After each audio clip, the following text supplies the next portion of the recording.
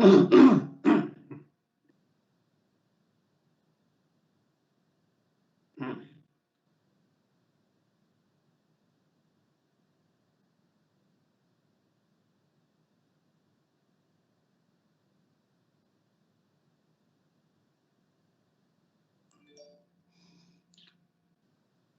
morning, everybody. I'm Councillor Bill Kellis, Chairman of the Standards Committee. Welcome to this remote meeting taking place on the 3rd of March 2021, which is being recorded due to the Council's website and will be available to be viewed for a minimum of 6 months. Please be aware that any footage from the meeting can be used in subsequent media broadcasts. I would like to give a warm welcome to members and any members of the public or media who are watching this live feed of the meeting. I would also like to welcome the Head of Legal and Democratic Services and Monitoring Officer, Helen Lynch, Solicitor, Leanne Nash, and Committee Services Officers, Ian Croft and Jill Hogg. Before I commence with the formal business on the agenda, I'd like to cover some of the housekeeping rules for all of us to follow. All participants, please must mute their microphones, blur their background where possible. To speak, use the chat function on the right hand side. Type RTS, request to speak. Remember, everyone in the meeting can see the messages in the chat function. When invited to speak, please remember to unmute your microphone. Once invited to speak, please introduce yourself with your name and position, unless you have already introduced yourself earlier in the meeting. If you are having issues with connectivity, try switching off your video and use just the telephone function. If connectivity issues continue, you may have to leave the meeting and rejoin to get a better signal. If my connection is lost, the Vice Chair, Councillor Eunice Huntington, will take over until my connection is resolved. Moving on to the agenda. Item 1, apologies for absence. Can I ask Ian Croft if there have been any apologies received, please? Yes, Chair, we have one apology from Ralph Harrison. And no apologies. Item 2, declarations of interest. Does any member have any declarations to make?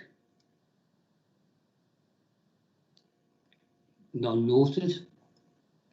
Item 3, minutes of the meeting held on the 9th of December 2020. Can I ask if anyone has any questions or comments in relation to the minutes to please put RTS in the chat function.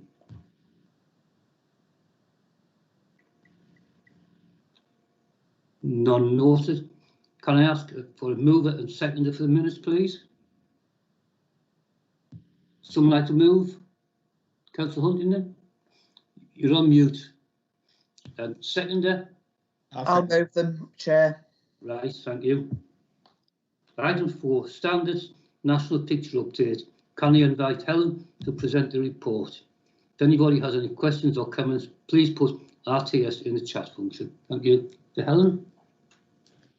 Thank you, Chair. For those people watching, my name's Helen Lynch. I'm the Head of Legal and Democratic Services and the Council's Monitoring Officer. Chair, this national update is a standing item on your agenda, and you'll be familiar with the layout that we tend to follow. We found a couple of cases that have been reported nationally, which are referred to in the papers. The first case is from a case in South Tyneside, and it's a Facebook post. As you know, a lot of the cases that we report on in this item are often social media related, and this report is no exception. And it is another one around where a member is seen to be acting or giving the impression that they are acting in their official capacity, despite the fact they don't use the councillor handle on their Facebook identity. So in this case, as you'll see from the report, the councillor in question had 2 Facebook profiles, one for his councillor role and another in a personal capacity. The offending post was actually on the personal Facebook page, but the investigating officer actually found that the member was acting in their official capacity due to the context of the posts and the other material on the page. So it just goes to show that, you know, members who may think they are acting in a personal capacity may actually still be caught by the code because of the context in which they are posting. The second case refers to is a parish council case from Cottingham in East Yorkshire, and that was a case that actually didn't go to any further action, but the allegation was that a councillor had removed an advertising board from the complainant's shop and intimidated the complainant's daughter, but the member actually said that they were elsewhere working at the time, and there wasn't any CCTV footage available to support the allegations, and so that the matter wasn't taken any further. In terms of more broader updates, the report also covers where we're at in terms of the Committee on Standards in Public Life report on local government ethical standards. We reported at the last meeting that the chair of the committee had written to all chief executives to ask about progress against the best practice recommendations that they'd made in the 2019 report. And the committee has now published the outcome of those inquiries, and the findings are summarised for you at paragraph 27 of the report. There is also reference there to the LGA's model code of conduct, but that's a separate item on the agenda, so I'll keep comments in relation to that until we move on to that item. Chair, the recommendations are at paragraph 3, and it's the usual recommendations for you to note the report and to consider whether or not there's any recommendations that the committee wish to make arising from it. Thank you. Thank you for that help. Are there any questions from the members? Or looking around, can't see any. Terry, no. Can we agree that report, please? Agreed. Move on to item 5, Code of Conduct update, please. Good morning. For those watching this meeting, I'm Leanne Nash, solicitor, and this is the Code of Conduct update, agenda item 5. The report is a regular standing item which members will be familiar with. Appendix 2 is a full summary of complaints regarding member conduct that are currently being assessed and those that have been completed. Complaints are considered in accordance with the Council's local assessment procedure of October 2018. We've received 13 new complaints and issued 5 decision notices between the 1st of December and the 23rd of February. Complaints which are rejected at the pre-initial assessment stage do not appear in the appendix. For information only, in the last period, 4 complaints were rejected at pre-initial assessment. It's not appropriate to comment on complaints that are being assessed or investigated, but decision notices will be available once the decision has been communicated to the member subject to the complaint.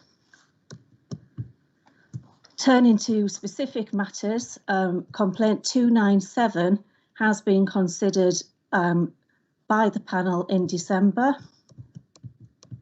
There was a recommendation that the member apologised and additional training be provided. The member has given an apology, and the Equalities team are working with the LGA to produce guidance and training for all members. Complaint 298 was resolved in December, and the member has now completed additional training with Helen Lynch. Work is ongoing to produce further training and guidance on social media for members, which will be put to the Standards Committee and other relevant committees prior to general rollout. The recommendation is at paragraph 3 of the report, which is to note the contents. Thank you. Thank you for that, Leanne. Are there any questions from councillors?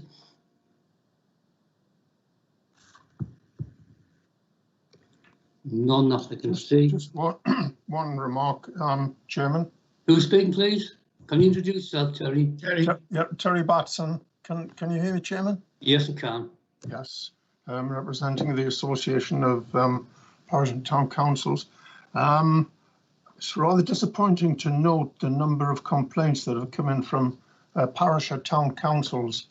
It shows that there's a great need for training in standards expected from parish and town councillors. It's disappointing to see that there are so many complaints still coming in spite of the standards, or all parish and town councils being made aware of the standards that is required from them.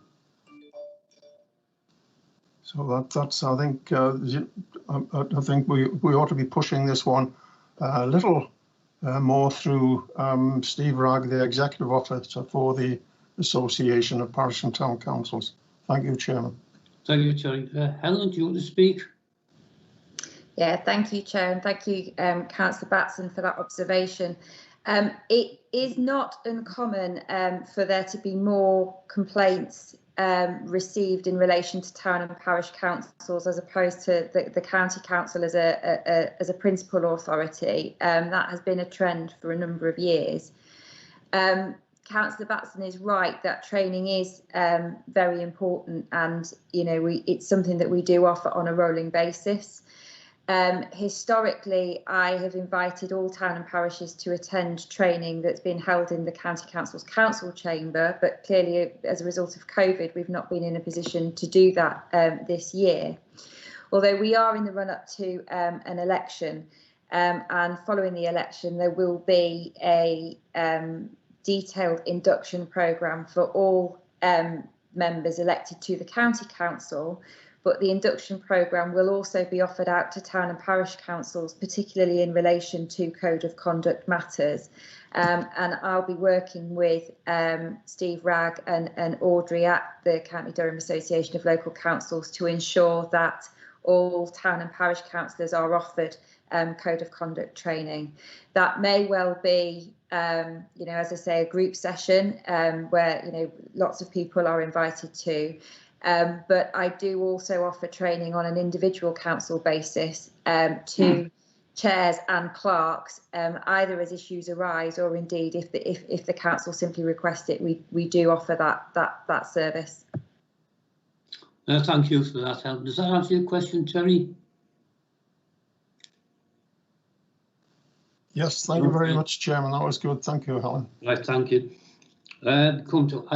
With that, the recommendation is the Standards Committee is recommended to note the contents of this report. Can we agree with that? Agreed. Right.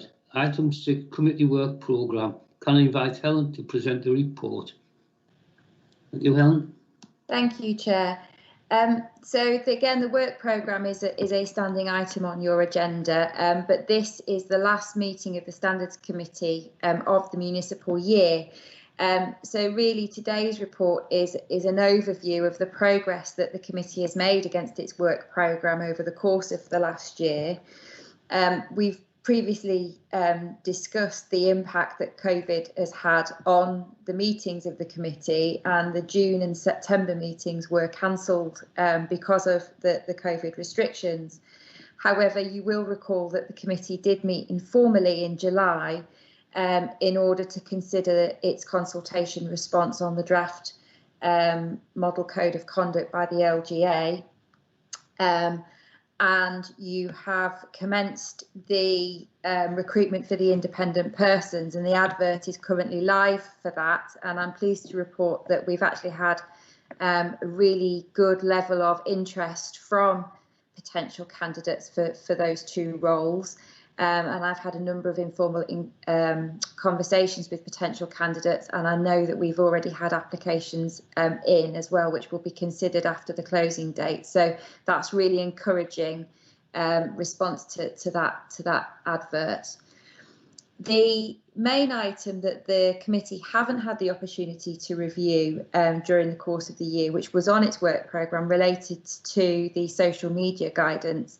I referenced earlier that the majority of complaints that we get in do have a social media element, and the committee have previously discussed the importance of having clear guidance for members as well as effective training in relation to social media.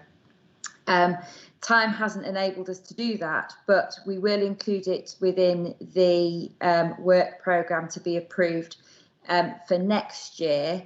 and it will be quite timely because we're actually in the process of reviewing and updating that guidance with one eye on the member induction programme following the elections. So by the time it comes to the committee for a review, we'll actually be able to get some feedback in terms of how members have found it, whether whether there are any gaps or whether there are any other areas that we can actually develop to assist members as part of that review.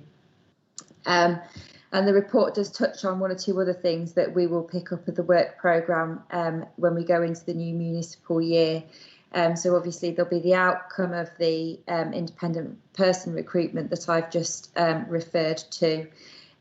We'll also need to review the arrangements for appointing our town and parish council reps, and in the event that the government publishes its response to the Committee on Standards in Public Life report, we will obviously report that back to the committee as well, because that's likely to have implications for the standards regime going forward. I'll leave it there, Chair. Thank you. Are there any questions, please? I've got none up to now.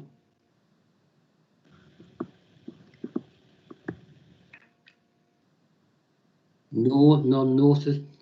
Can we agree recommendations, please? Yes. Agreed. All right, thank you. We move on to item 7, Model Code of Conduct. Ask Ellen to present the report, please. Thank you, Chair. So we've referenced this already. The Local Government Association were commissioned to prepare a draft model code of conduct following the Committee on Standards in Public Life report in 2019. That was the draft code that you met to consider in July, and the draft consultation response that also the final consultation response in relation to the draft is appended to the report for your information. The model code was published shortly before Christmas and it's attached at Appendix 3. And it is fair to say, actually, that the model code has changed in response to consultation responses that were submitted. So you will recall that in the draft model, there was a proposal to move from the concept of respect to civility. And actually, I think the vast majority of respondents, including yourselves, was that actually respect needed to stay because it was much clearer as to what respect meant. So changes like that have been made to the code as now published. I think it's fair to say that when the committee considered the draft code, I think there was an overwhelming view that the code didn't go far enough because it didn't deal sufficiently with the scope of the code, so when it applies, and it didn't take the issue of sanctions any further, and it didn't reflect the recommendations of the Committee on Standards in Public Life in regard to those two areas. The reason for that is because in order to change the provisions in relation to the scope and also sanctions requires legislative change. And in the absence of the government's response to the committee's report and any change in legislation, the model code understandably cannot address those areas as there is no legal basis in which to do so. The main points of the code as it is now published are summarised at paragraph 14 of the report. But I think perhaps the most helpful document for the committee to refer to is at Appendix 5 of the report, and that is at page 79 in your papers, and that is a comparison document. So it takes the provisions in the model code and compares it against the county council code that we have at present.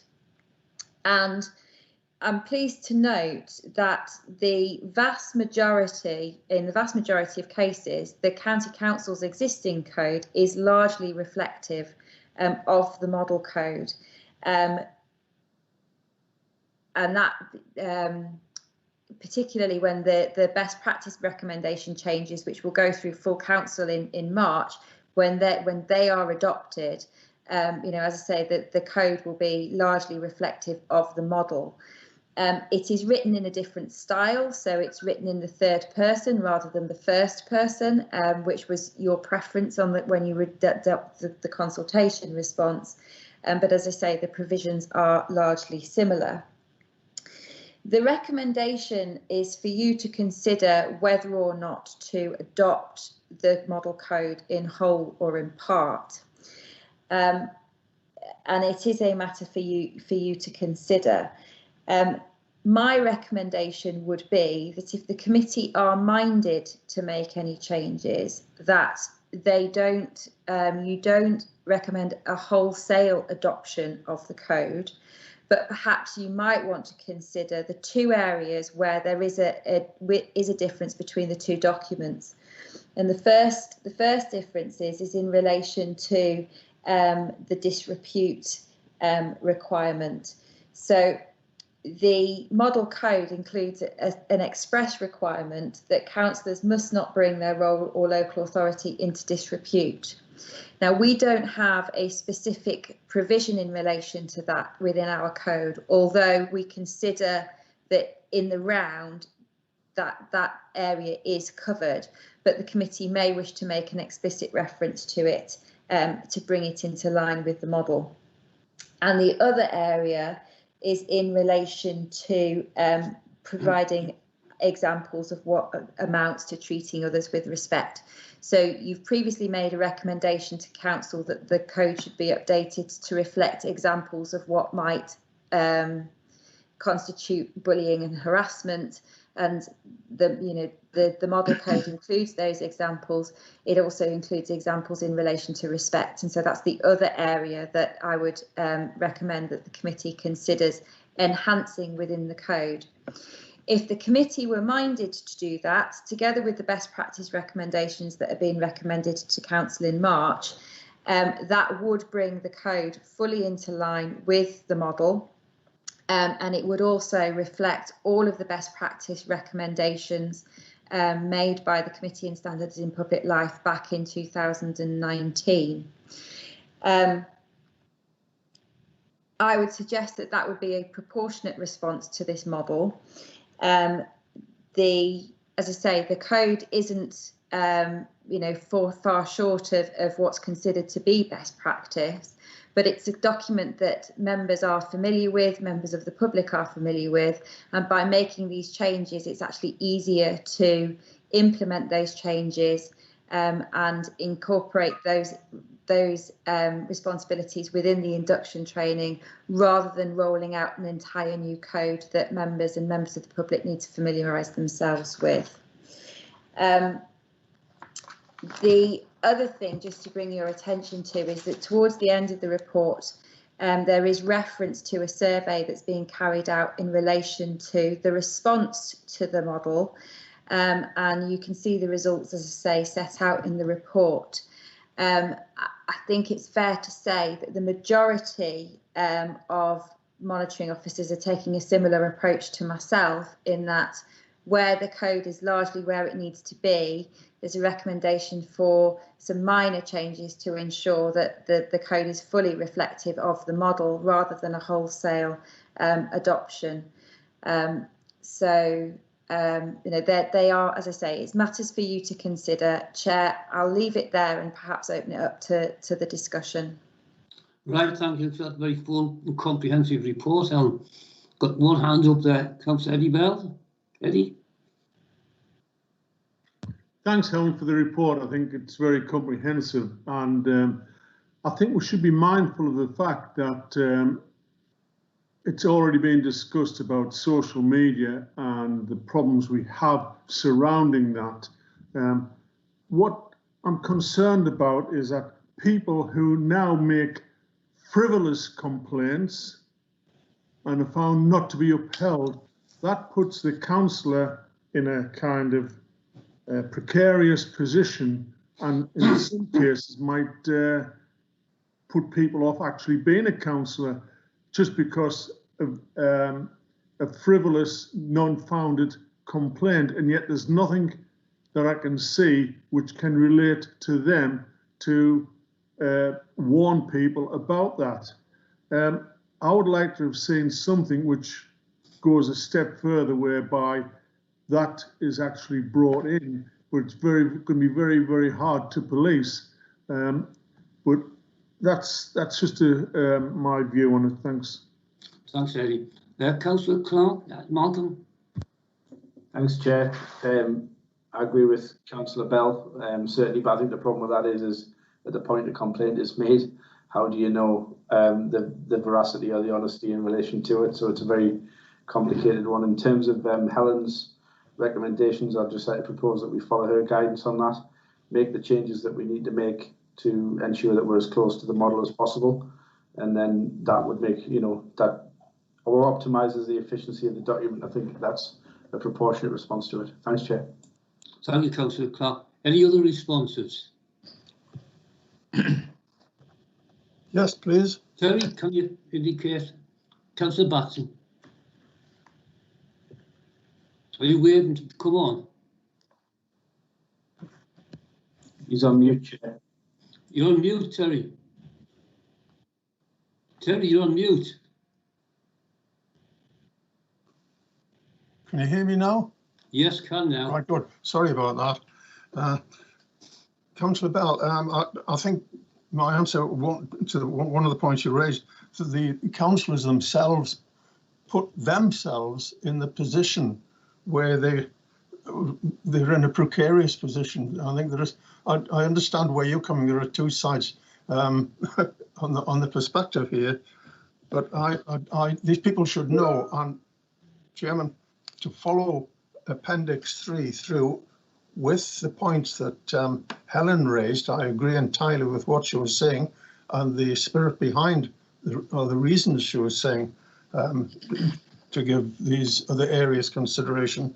But I really think we talked about the elections in the last item, and I think any person wishing to stand as a representative of the people would do well to go through these this model and say, this is what is expected of me if I am to stand as a councillor. And that is the only time I would suggest that they say me as a person, because they're not there to represent themselves, they're there to represent the people. And I think this gives a good guide to keep them on the straight and narrow path. Thank you, Chairman. Thank you, Terry. Any other? Councillor Eddie Bell? You're back on mute again, Eddie. Yeah, can I come back to Terry's? Yes, certainly, Eddie. What I'm not talking about what he's after. What I'm after is that people who become councillors are unduly castigated, especially on social media, and nobody becomes a councillor to be sworn at and shouted at and castigated. And that's the point I was making, and that we should be watching out for that. And I can't see anything in there which might help that. So it's as straightforward as that. Thank you. Okay, thanks, Eddie. Any other response, please? Councillor Atkinson, Chair. Councillor Atkinson. Yeah, just to comment that I agree with everything Helen said, and I'd be happy to second Councillor Clark's proposal. Thank you. Any other points? Any questions? So what Chair, could I perhaps respond to some of the points that have been raised? Yes. Okay, Helen. Thank you.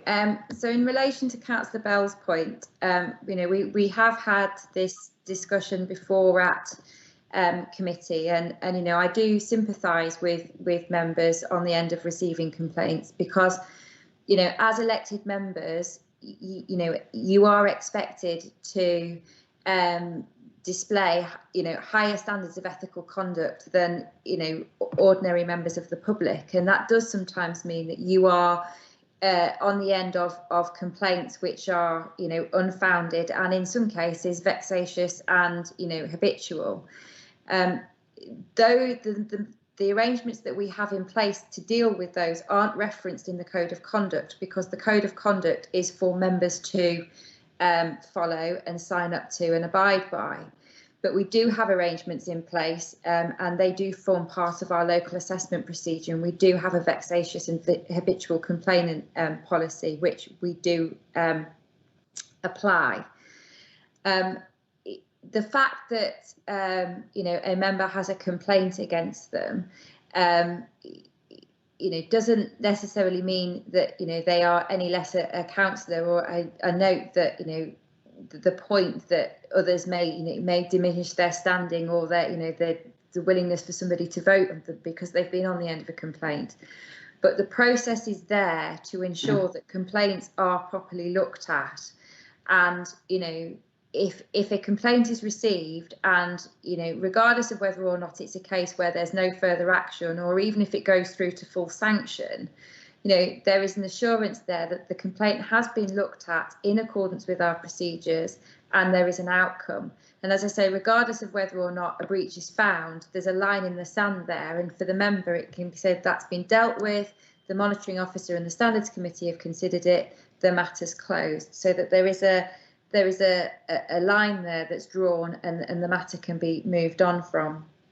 In terms of the point that Councillor Batson made about guidance for those standing for election, when we get the nominations confirmed, everyone who is standing for election will receive an information pack which has a large amount of information in it, and one of the documents within that pack is the Code of Conduct, and we explain that on election this is the code that you will be required to abide by, and you will actually be, when you sign your declaration of office, you are signing to say that you will abide by the terms of the code. So that information is given to candidates at an early stage in the process.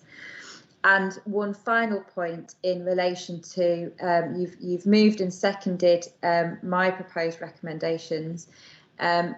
Subject to that being agreed by the wider committee, the annual review of the Constitution will be considered by Council on the 24th of March. So if you are minded to agree the recommendation, I will make sure that the report that goes on the 23rd of March not only includes the best practice recommendation changes that you've considered previously, but also the changes to the code that you may well approve shortly. Thank you, Helen. I hope that addresses concerns of the members. Right, we have two recommendations. The first one is to consider and comment on the LGA Model Code of Conduct. And the second one is to consider whether to recommend to Council that the Model Code of Conduct is adopted in full or in part. Those two recommendations. Can those in favour of agreeing the recommendations, please? Great. Nobody against them. Right, we agree with those recommendations. Chair, can I just clarify that we've agreed the recommendations as moved and seconded by Councillor Clark and Atkinson in terms of the minor changes that I've recommended as well? Yep, can we note that, please? Yes, agreed. Okay. Item 8, any other business? I've not been notified of any other business, therefore that concludes the meeting. Before the meeting ends, I'd like to thank those members of the public and media who have been watching this meeting. Thank you.